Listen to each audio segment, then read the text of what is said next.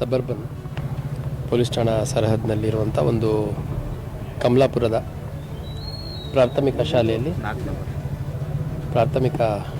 ಶಾಲೆ ಏನಿದೆ ಅಲ್ಲಿ ಮಧ್ಯಾಹ್ನ 2:45 ಸಮಯದಲ್ಲಿ ಇಬ್ಬರು ಮಕ್ಕಳನ್ನು ಒಬ್ಬ ವ್ಯಕ್ತಿ ಬಂದು ಕರ್ಕೊಂಡು ಹೋಗ್ತಾನೆ. ಅದ್ರ ಬಗ್ಗೆ ಯಾರಿಗೂ ಮಾಹಿತಿ ಇರೋದಿಲ್ಲ. ನಂತರ ಶಾಲೆ ಬಿಟ್ಟ ಮೇಲೆ ಮಕ್ಕಳಿನ್ನೂ ಬಂದಿಲ್ಲ ಅಂತ ಪರಿಶೀಲನೆ ಮಾಡಿ ಹುಡುಕಾಡಿದಾಗ ಅಲ್ಲಿ CCTVಲಿ ಒಂದು 2 ವೀಲರಲ್ಲಿ ಒಬ್ಬ ವ್ಯಕ್ತಿ, ಸುಮಾರು 50 ವರ್ಷದ ವ್ಯಕ್ತಿ, ಆ ಇಬ್ಬರು ಮಕ್ಕಳನ್ನ ಹತ್ತಿಸ್ಕೊಂಡು ಹೋದಂಗೆ ಸಿಗುತ್ತೆ ನಮಗೆ.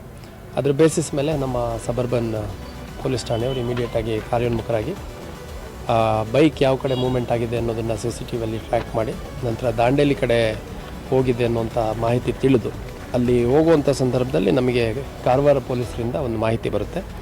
ಅದರಲ್ಲಿ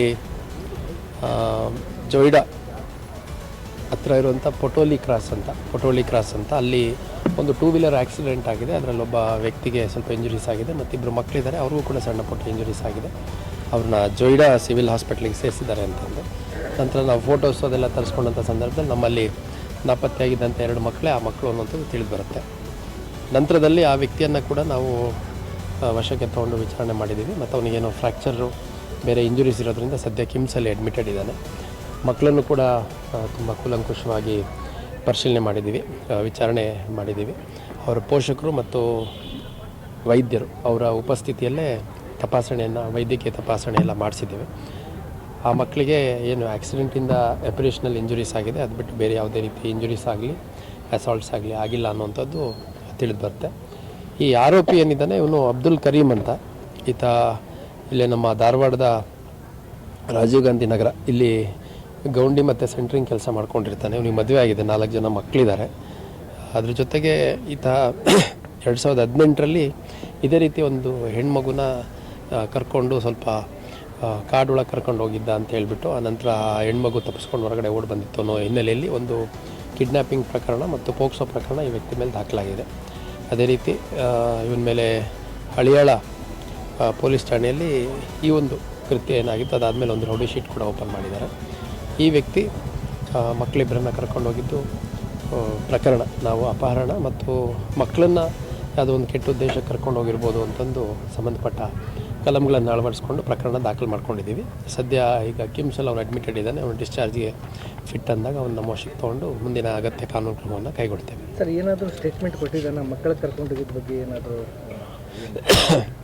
ಇಲ್ಲ, ಮಕ್ಕಳು ನನ್ನ ಜೊತೆಗೆ ಎಲ್ಲ ಆಟಾಡೋಕ್ಕೆಲ್ಲ ನಮ್ಮ ಮನೆಯಲ್ಲಿ ಮತ್ತು ಸುತ್ತಮುತ್ತ ಯಾರೂ ಬಿಡೋದಿಲ್ಲ. ಹಂಗಾಗಿ ನನಗೆ ಮಕ್ಕಳು ಕಂಡ್ರೆ ತುಂಬ ಪ್ರೀತಿ. ಅವ್ರನ್ನ ಕರ್ಕೊಂಡೋಗಿ ಏನೋ ತಿನ್ನಿಸ್ಲಿಕ್ಕೆ ಕರ್ಕೊಂಡು ಹೋದೆ, ಚಾಕ್ಲೇಟ್ ಕೊಡಿಸ್ಲಿಕ್ಕೆ ಕರ್ಕೊಂಡು ಹೋದೆ, ಈ ಥರ ಎಲ್ಲ ಹೇಳ್ತಾನೆ ಕತೆ. ಬಟ್ ಕೂಲಂಕುಷವಾಗಿ ನಾವು ಪ್ರತಿಯೊಂದು ವಿಷಯಗಳನ್ನು ಈಗ ತನಿಖೆ ಮಾಡಬೇಕಾಗಿದೆ. ಯಾಕಂದರೆ ಒಂದು 2 ವೀಲರಲ್ಲಿ ತನಗೆ ಗೊತ್ತಿಲ್ಲದಂಥ ಅಪರಿಚಿತ ಮಕ್ಕಳನ್ನು ಇಬ್ಬರನ್ನ ಹತ್ತಿಸ್ಕೊಂಡು ಹೋಗೋದ್ರ ಹಿಂದೆ ಏನಾದರೂ ಖಂಡಿತ ದುರುದ್ದೇಶ ಇದ್ದೇ ಇರುತ್ತೆ. ಅದೇನಿದೆ ಅನ್ನೋಂಥದ್ದನ್ನು ಕೂಡ ನಾವು ಅಸರ್ಟೈನ್ ಮಾಡ್ತೀವಿ. ದೇವ್ರ ದಯದಿಂದ ಇಬ್ಬರು ಮಕ್ಕಳು ನಮಗೆ ಕ್ಷೇಮವಾಗಿ ಸಿಕ್ಕಿದ್ದಾರೆ. ಹಂಗಾಗಿ ಈಗ ಅವ್ರ ಪೋಷಕರ ಜೊತೆ ಕೂಡ ಮಾತಾಡಿದ್ದೀವಿ. ಏನು ಮುಂದಿನ ಕಾನೂನು ಕ್ರಮ ಐತೆ ಅದನ್ನು ಕೈಗೊಳ್ತೀವಿ. ಆರೋಪಿ ಏನಿದ್ದಾನೆ, ಆರೋಪಿತರ ಕುಟುಂಬ ಸದಸ್ಯರನ್ನು ಕೂಡ ವಿಚಾರಣೆಗೆ ಮತ್ತು ತನಿಖೆಗೆ ನಮ್ಮವರು ಒಳಪಡಿಸಿದ್ದಾರೆ. ಈ ತನ್ವೀರ್ ಅನ್ನುವಂಥ ಬಾಲಕ ಸರ್, ಅವ್ರಿಗೆ ಸಂಬಂಧಿಕರ ಏನಾದರೂ ಇಲ್ಲ, ನನಗೂ ಅದೇ ಕೆಲವು ಮಾಧ್ಯಮಗಳಲ್ಲಿ ನೋಡಿದೆ. ಆದರೆ ಭಾಳ ಸ್ಪಷ್ಟವಾಗಿ ಅವ್ರ ಪೋಷಕರ ಹತ್ರ ಮಾತಾಡಿದಾಗ ಯಾವುದೇ ಸಂಬಂಧ ಆಗಲಿ ಪರಿಚಯ ಆಗಲಿ ಯಾವುದೂ ಇಲ್ಲ ಅಂತ ಭಾಳ ಸ್ಪಷ್ಟವಾಗಿ ಅವರ ತಾಯಿ ಹೇಳ್ತಾರೆ. ಆರೋಪಿ ಏನಿದ್ದಾನೆ, ಆರೋಪಿ ಇಬ್ಬರೂ ಮಕ್ಕಳಿಗೆ ಯಾವುದೇ ರೀತಿ ಪರಿಚಯ ಆಗಲಿ ಸಂಬಂಧ ಆಗಲಿ ಇಲ್ಲ.